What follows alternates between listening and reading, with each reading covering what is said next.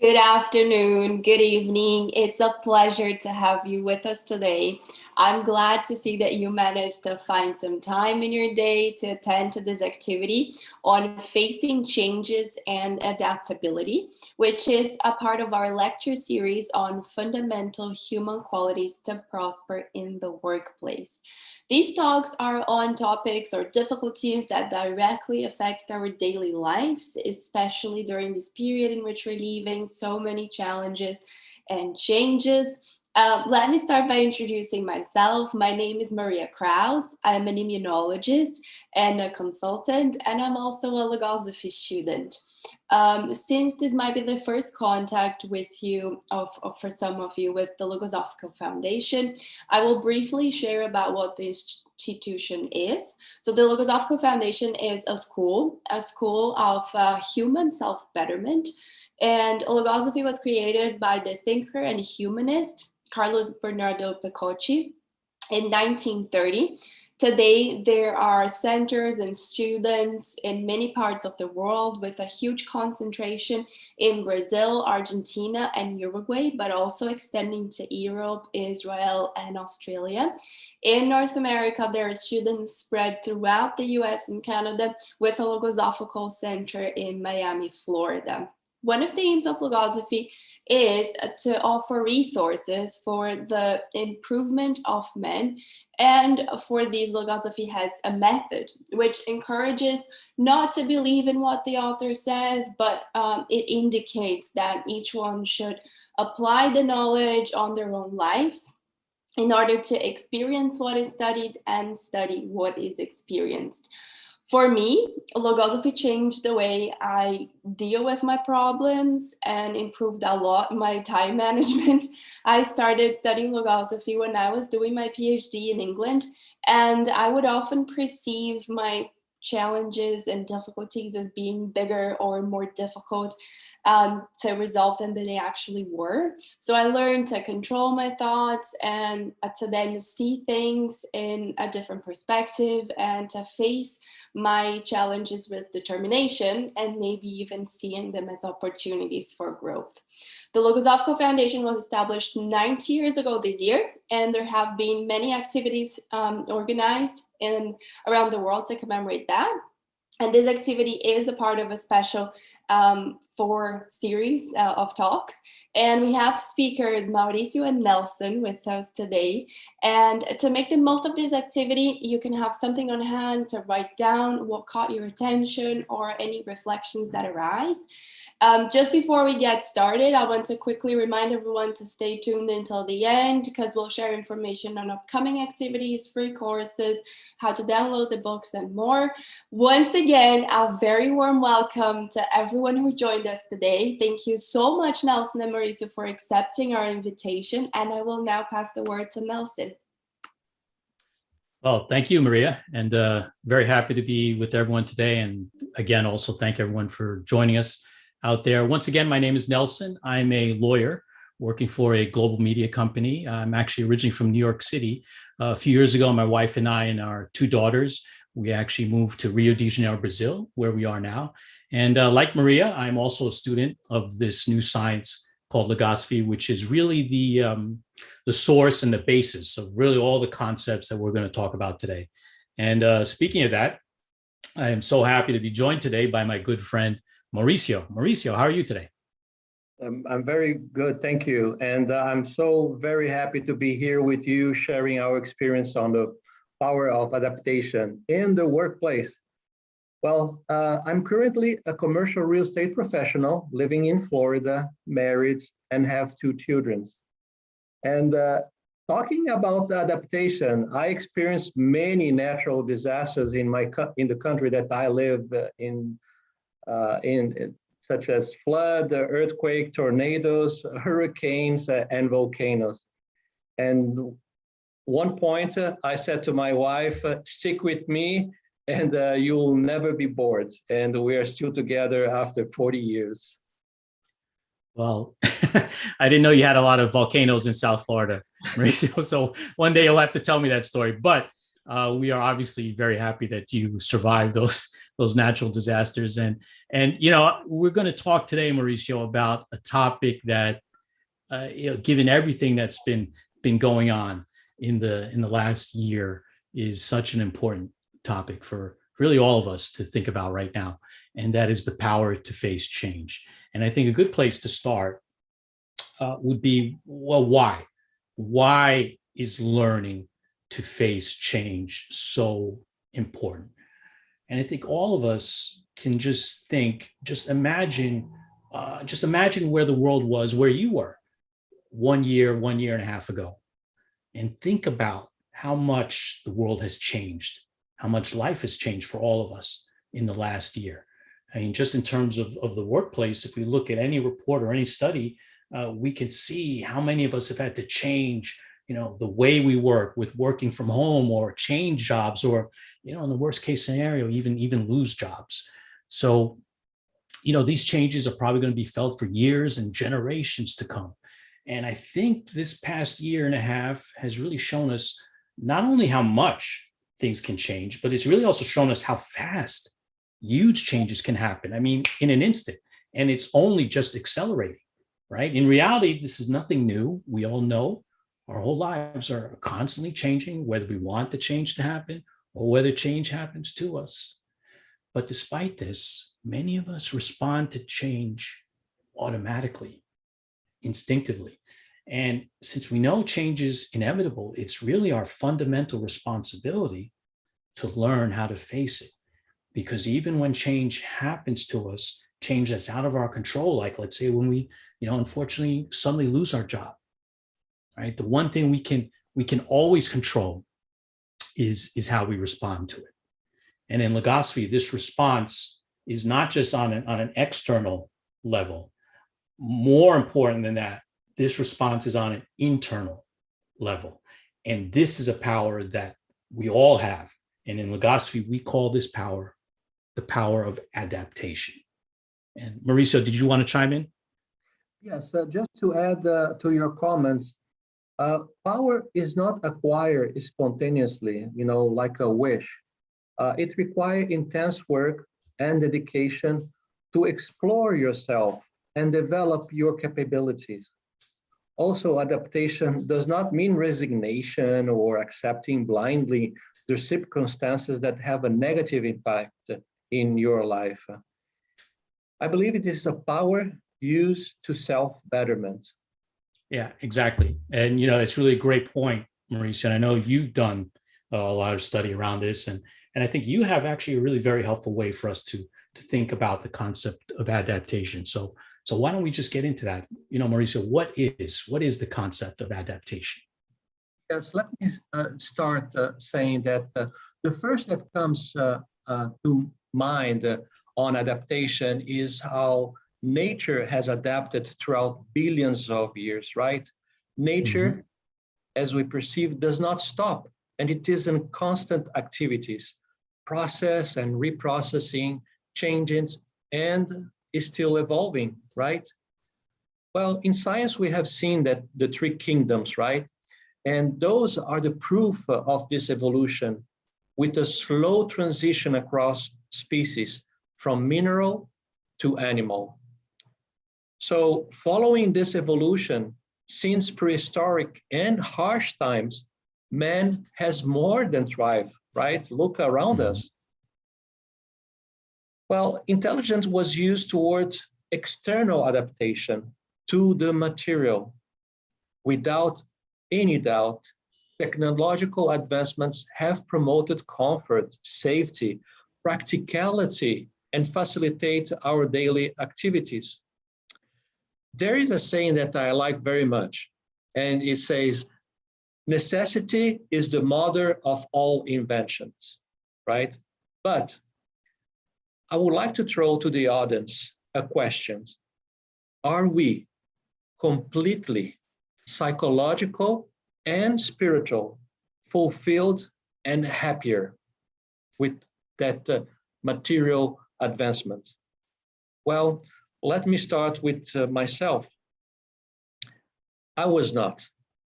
My necessity was to fulfill an inner emptiness despite all the material achievements. And I found in my study of logosophy, the invention.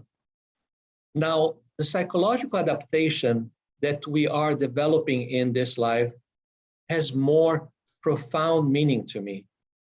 It was a necessity for me to evolve as a human being. Because I understood the requirements to well adapt, I was free to change myself as I wanted, but not without intense study, work, courage, and sacrifices. Allow me to break down the title of this live by projecting a slide. Perfect. As you can see, Nelson, I like very much the etymology of the words.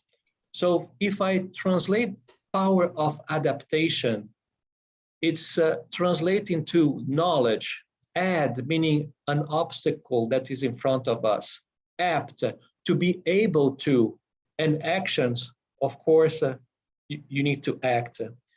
So bringing this to logosophy and adaptation, I would say that is the knowledge of oneself allowed us to adapt our mind to face adversity or difficulty when following the path as a process of conscious evolution.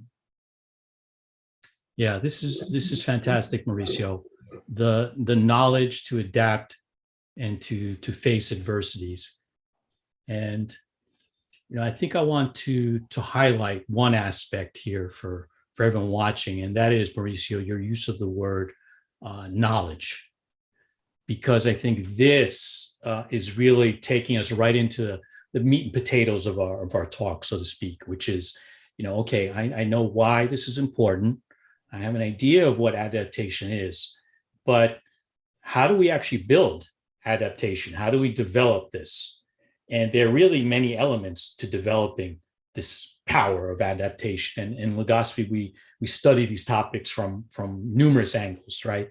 But for a short talk like this, Mauricio, we're just going to focus on three of them. And one of them was what you just brought up now, and that is knowledge. Because in many ways, this is really the foundation of being able to develop the power of adaptation. But the real key is knowledge of what, right? We can have all the degrees and all the certificates and all the professional knowledge in the world, but the knowledge that we really must have to harness the power of adaptation is knowledge of ourselves. We must know the inner forces that drive us in one direction or another. We must be aware and conscious of these forces, because this is really the first step to being able to control them. Many of us are on autopilot with no knowledge of this, and then we wonder why we end up in situations like in a job that we hate, or in an area of work that has no meaning for our lives. And so for us to really be able to adapt, it all begins with this self-knowledge. And logosophy, as you know, Mauricio, gives us so many strategies to build this knowledge, learning how to organize our mental structure, understand the laws of nature, building virtues and values. But one of the most important aspects, which I think you can tell us more about, Mauricio, is that logosophy really gives us a method to know, to understand, and control our thoughts, right? Exactly. And I encourage the audience to find on YouTube a live done this past May 8th by other students of logosophy, where these three concepts are also explored. The title of the live is Fundamental Knowledge to Take Control of Our Mind. It will definitely complement our live as well.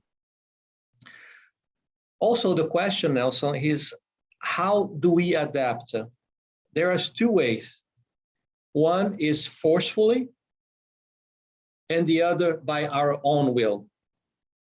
The main difference, it's obvious, is that on the first, the circumstances are imposed and forcing us to change. We have no control of that. On the second, we are in command.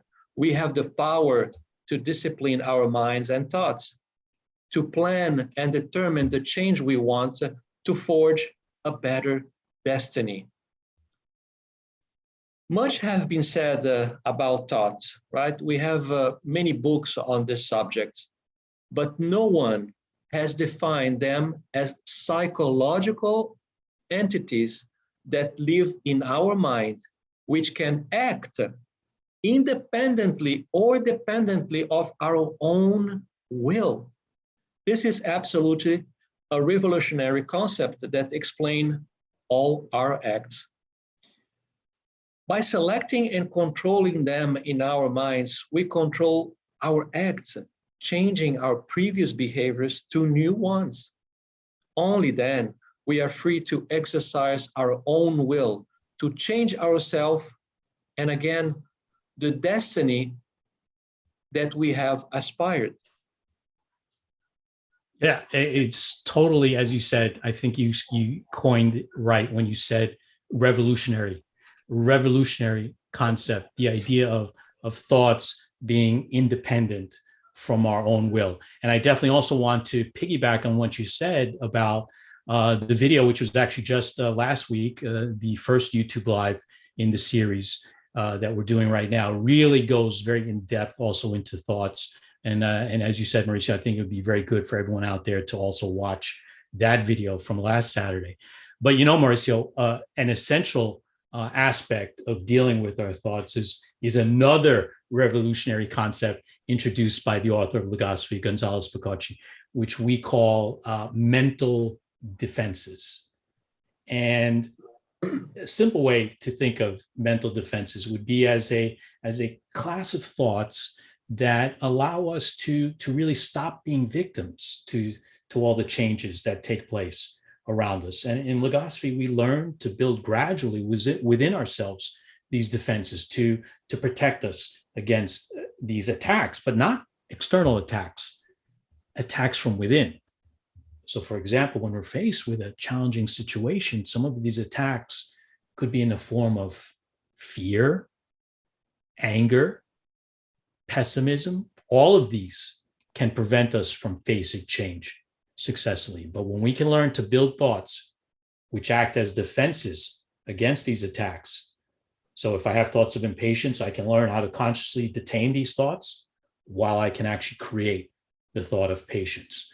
The more I do this, the more I actually become a more patient person. My character actually begins to change, and we develop our resolve to face all the changes and challenges that we will face in our lives. And just imagine the benefit of this knowledge, not just at the workplace, but in all our children's education or in all our relationships with others.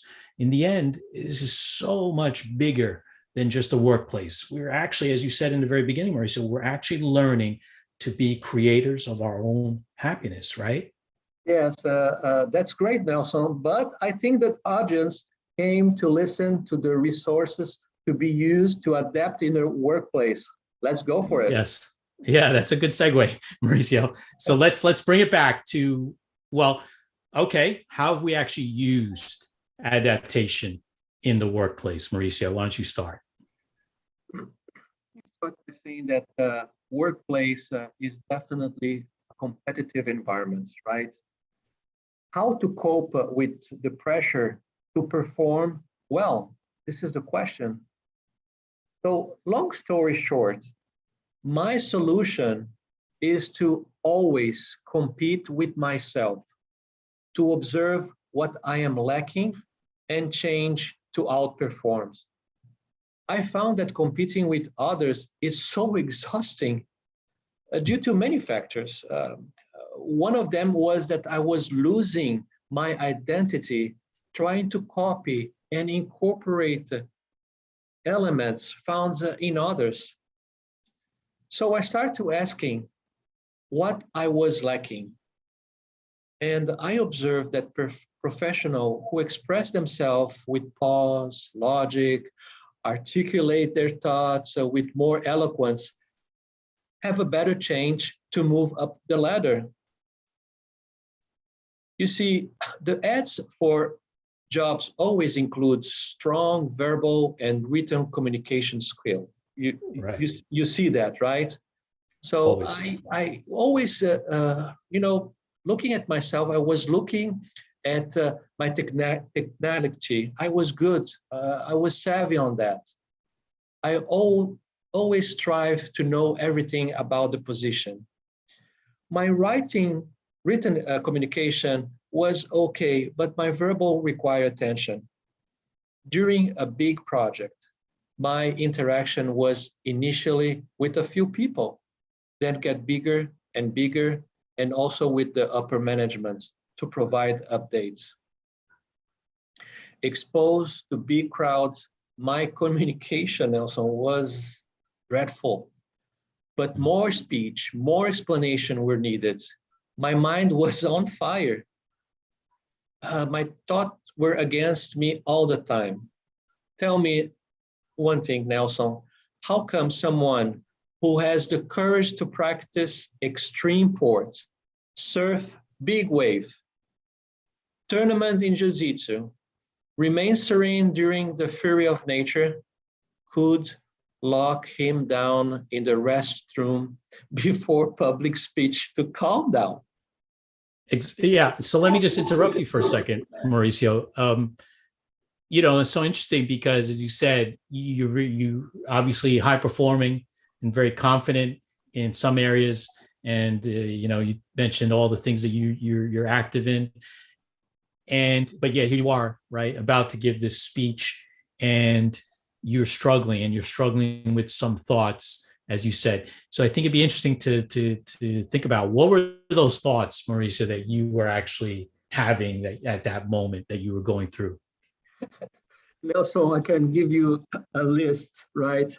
But some of them that really was with me all the time was stay in the bathroom and then saying that I'm sick, right? The other that go very deep in my mind was that I will never be able to speak in public. The other is that I should not have aimed so high. Or one that really struck me is that I will never be invited to join another project. And I can give you more and more example. But so by controlling my mind, I spent 18 months in intense battle with positive results. I may say that. I changed so much. I was more confident and determined to succeed. By my own will, I create new thoughts. And those thoughts were, you ask to be in this project, so face with courage, with energy, with yearn. I felt rewarded by my own measurements. I completed myself with new thoughts, and I compete and I adapt, and also I changed. Yeah, and we can also see from your example how important it is for us to really be able to counter some of those thoughts you were having. You defended, you used your mental defenses, and you even took control of some of those thoughts, right? Absolutely, of course, that's correct. So I just want to emphasize, to control, you have to know yourself, to go deeper, to understand your own psychology. One of the instructions that I follow to continue my process of conscious evolution dictates the following.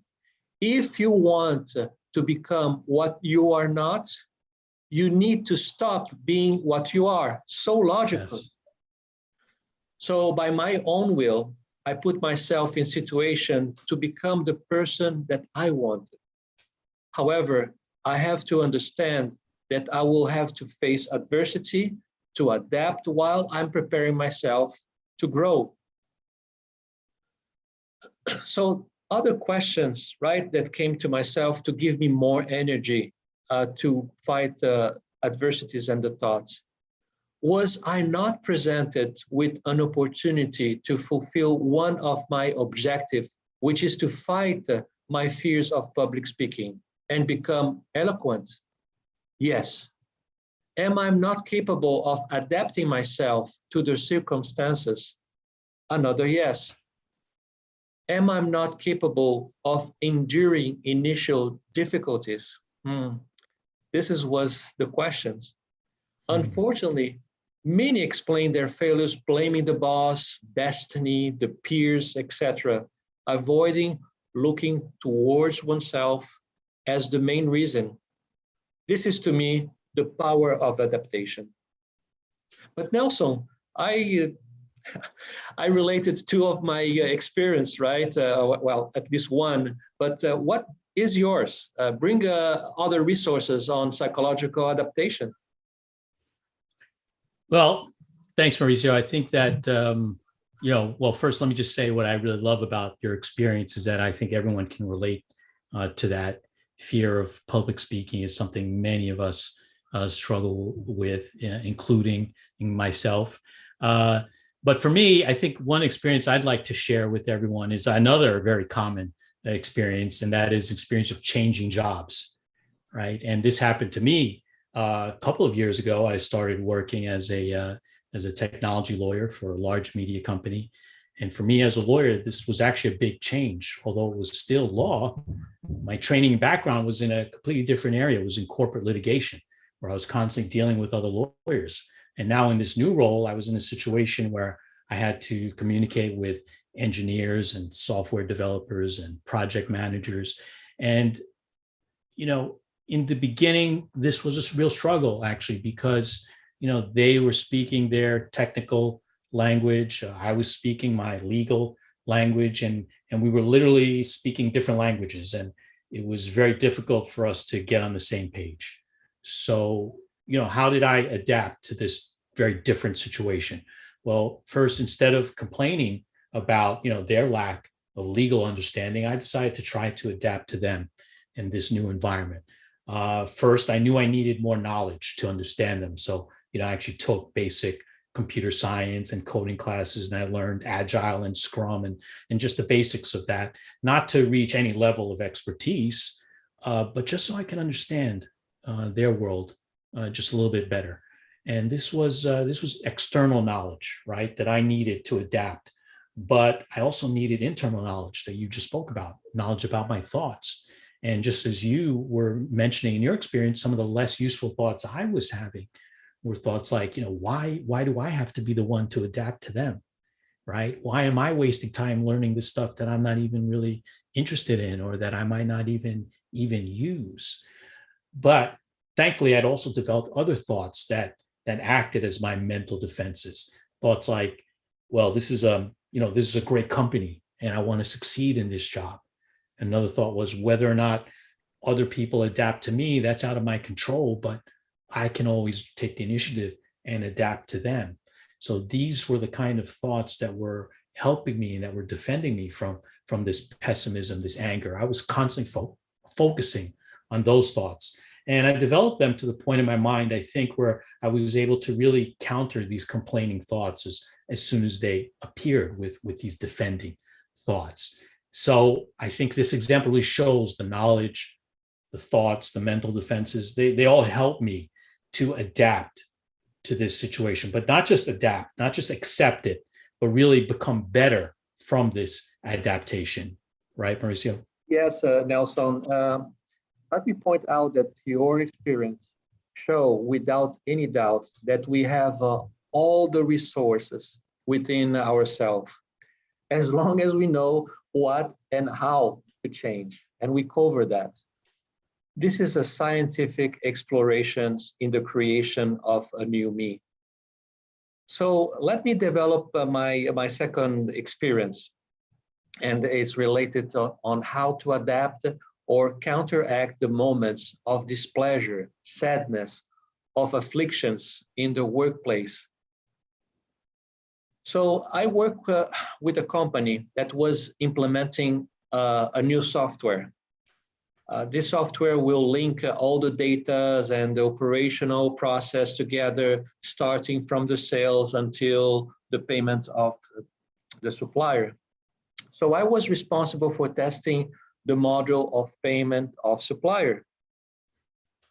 So this model was the last to test as my performance was dictated by the completions of other previous process, right? Well, quite often I had only 1 day or hour to test my module with the inputs from the others. Many of my tests ended really late, probably 8 a.m., 2 a.m., 3 a.m. And sometimes I have to change during the weekends. And it's brought kind of a frustration for me. But the pressure was there and was mounting on my side. The thoughts came to me, can they not put the data on time? Why send me things at the last minutes, right? So resentment, anger, and dissatisfactions were often present in my mind when doing the test. Consequently, with all this pressure and all these thoughts, distractions led to errors, errors led to redo the test, and the excitements gradually faded away. So one of the resources of psychological adaptation is to do new things that comes to us with pleasure, to feel joy in the activities. That attitude changed my perceptions on many things. Well, first, I confirmed that my peers were as stressed as I was. They were sending their input as fast as they could. So I stopped the complaint and antagonism between both departments. Second, I understood that it was not about me, it's my ego or selfishness. It was part of something bigger than my department. And third, my efforts were recognized by an entire organization by providing me with encouragements every time that I present the final test. So, Nelson, in summary, I changed my perspective of things. I reroute the energy used to blame or complain to strengthen my resilience in finishing my task. So my work still ended late, but I was doing with joy, with a purpose. It would not be possible otherwise if I had not the knowledge of my mind, thoughts, and also the yearn to compete with myself to become a better professional. So what I take from this experience is that because you want to experiment new things, to evolve in a new person, you have to start enjoying and doing things with pleasure, with joy. I encourage the audience to learn more how to do things with pleasure. So we hear less, thank God it's Friday. So Nelson, after my second experience, what is your input? Do you have another experience that you can share with us? Yeah, well, speaking of changing perspective, Mauricio, which I agree is so important, I'm sure another experience that I'm sure a lot of us have had is, working with a boss or a manager or some coworker who maybe is someone you don't really get along with. And I can remember very clearly the first law firm that I worked for out of law school. I was assigned to a senior partner who was a very angry, very aggressive guy, a lot of yelling and screaming. And that was his normal mode of communication. In fact, there's a funny story of another young lawyer like myself who's assigned to work with this senior partner. And on this young lawyer's first day, this guy left for lunch and he just never came back. So that was how difficult this guy was to work with. But despite all that, he was actually very successful. It was actually very well known in his area, in this area, litigation in New York. And I was a nobody. I was just starting out. So, how did I adapt to working with this person? Well, just to go back to everything we've been talking about today, right? First, of course, I needed knowledge, and the knowledge I needed involved assessing the external realities of the situation, right? Could I afford to leave this job? At the time, no, I had financial commitments. I couldn't do this. Could I confront this person on his behavior? Well, not really. As I said, he was a very accomplished person. He'd been a certain way for 30 years. And guess what? There was 50 other lawyers just waiting to take my job if I complained. So I really wasn't in a position to do that. And then I also had to assess my internal realities, right? What were the benefits of working with this person, and how much was I willing to take for those benefits? What were my limits? I had to establish those.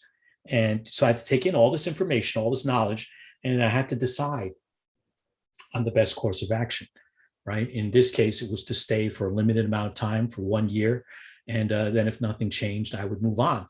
But to adapt during that 1 year, of course, I had to learn to control my thoughts that I had during that time. I had many thoughts of anger, fear, but I also had defense thoughts, gratitude, and always remembering my purpose and really realizing that I was getting better the more I was there. So all this, once again, the knowledge, the control of the thoughts, the mental defenses, they all helped me to adapt to this challenging person, challenging situation. In the end, I actually did work there for more than a year. And the funny thing is, I can't really say that this person changed his behavior, but I can say during that time, his behavior towards me definitely changed and improved. But Mauricio, I'm looking at the clock here, and I see we've talked about so many things in such a short amount of time, and unfortunately, I think we should start to wrap things up. Any final thoughts you have in closing, Mauricio? Well, just very quick, saying that if we see our experience, right, and then we analyze that, there is no doubt that we need to change first, right, in any experience. Then we are going to adapt to those. Without that, we're not to change and nor adapt. Well said. I think all of our experiences show that.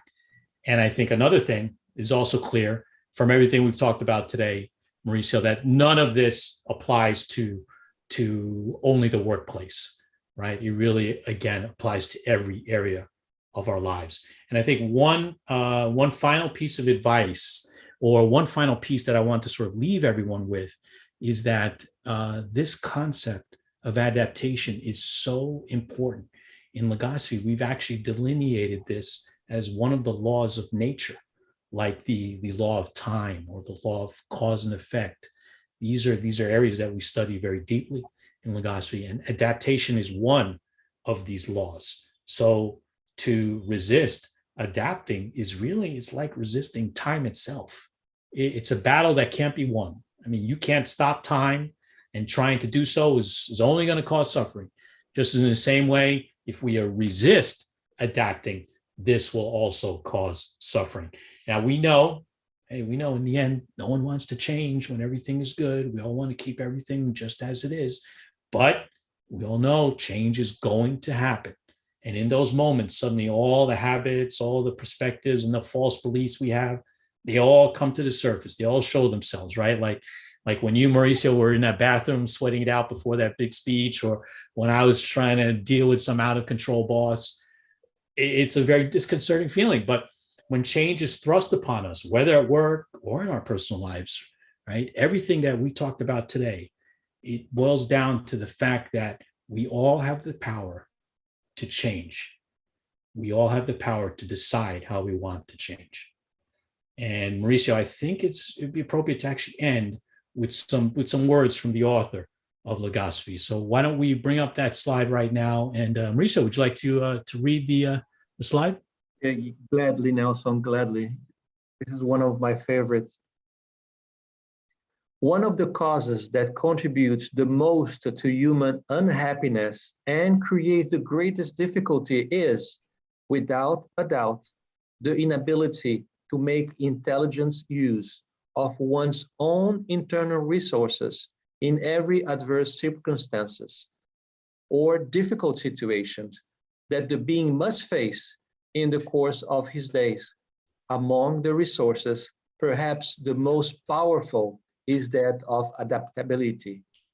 The author of Logosophy, Carlos Bernardo Gonzalez Pecotti. Well, Mauricio, once again, thank you for this talk. It was really a great pleasure for me. And I want to thank everyone out there once again for joining us. I hope you found some of these useful. And of course, I want to thank, before I pass it back to her, Maria. Thank you again, Maria. And now I will pass it back to you. Such a great conversation. Thank you so much, Nelson and Mauricio, for sharing so many valuable insights. I can relate to so many things that you said. I really struggled with public speaking myself. I questioned myself several times if working late was the right thing. Just kept looking forward to weekends. I've been there. I had toxic colleagues. It was great. Got several reflections from your conversation. And that unfortunately brings us to the end of our activity today. I hope this was also beneficial for each of you and promoted perhaps some reflections on your side. I hope Nelson and Mauricio's experience could add something to everyone listening today. If you have any questions, you can leave them down below on the comments and we will answer all of them later. Our next talk for this series is on the 22nd of May on mastering high ethical standards in the workplace. So it's next Saturday. We also routinely offer information courses on logosophy and how to apply its method. So these courses consist of one-to-one sessions for 1 hour a day, 1 hour a week, sorry, for 1 hour a week, whenever it's convenient for you. It's with one of our volunteers. It is free. So if you're interested, can you please fill out the form that we sent in the chat in YouTube? You can also visit the website at logosophy.org, where you can download many books for free and learn more about the method and the institution. And that's all we have for today. Thank you so much for joining, and we hope to see you again with us next Saturday. Goodbye, Mauricio. Goodbye, Nelson. Goodbye, everyone.